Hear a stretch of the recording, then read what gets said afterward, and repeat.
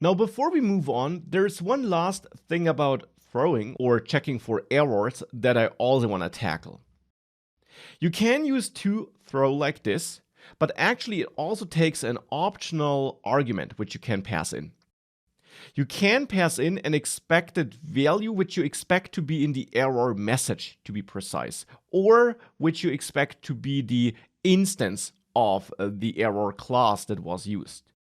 So we could pass in a string, which then would be the error message we want to get, or a regular expression to maybe just look for a part of an error message, or pass in an entire class and we then check if the error that was thrown is of that type of class.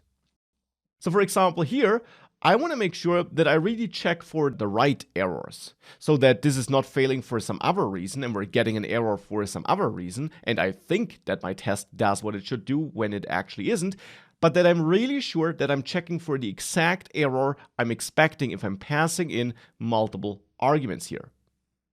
And the exact error I might be expecting here is maybe that the error message that we get contains the phrase is not iterable. Because in the end, this function should fail if we pass in multiple arguments, because we then try to loop through an argument which isn't an array. If the first argument is an array, then this function would work even if more arguments are passed in thereafter. They would just be ignored, but the function would work as intended if the first argument is an array.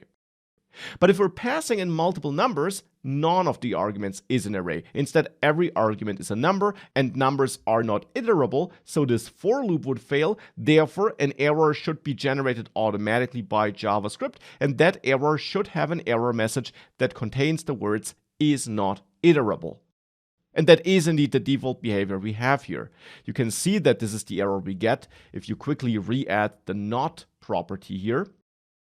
And you then run npm test again, and then you see that in the end this is the full error message we got. It's a type error and it contains the phrase numbers is not iterable. So to make sure that it's really this error that causes our test to pass, we can add a regular expression here with 2 forward slashes and then add is not iterable here. With that, we're making sure that we're really only failing if this kind of error is thrown. So if I now run npm test, this all works and the test passes. But if now, for some reason, this function would be changed and we maybe had some conditional code that ultimately throws an error that says something went wrong. And at the moment the error is always thrown, but this could be in some conditional statement, in some if statement. If the function would be changed like this, then our tests would fail because now we're looking for an error message that contains is not iterable, and we actually get an error message that contains something went wrong. If we would not have this extra check here, if we would not have this regular expression here, then our test would be passing, at least this test would have passed here, and other tests would be failing now. But we might think that everything is fine because this test passes when it's actually not. Because this test did now not pass because we got an error, because we passed in multiple arguments instead of an array, but it simply passed because some other error was thrown. And we might want to rule that out. So therefore, I'm going to remove this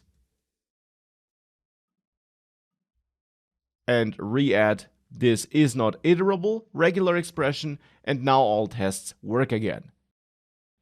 Now, as always, you don't have to do this, but I hope it's clear why you might want to narrow down the range of errors that could be thrown, so that you're not checking or expecting the wrong kind of error. You want to make sure that you're expecting the right kind of error. Now, of course, here we might want to do the same. Here we might want to check that the error that we got also contains is not iterable, and this test does not pass because some other error was thrown. So here it now still passes because indeed the error that is generated if no value is passed in does contain is not iterable in its error message. But again, we could have other error messages that are thrown in there, and we want to make sure that our tests here don't pass for any other errors. This is optional, but it is something to be aware of.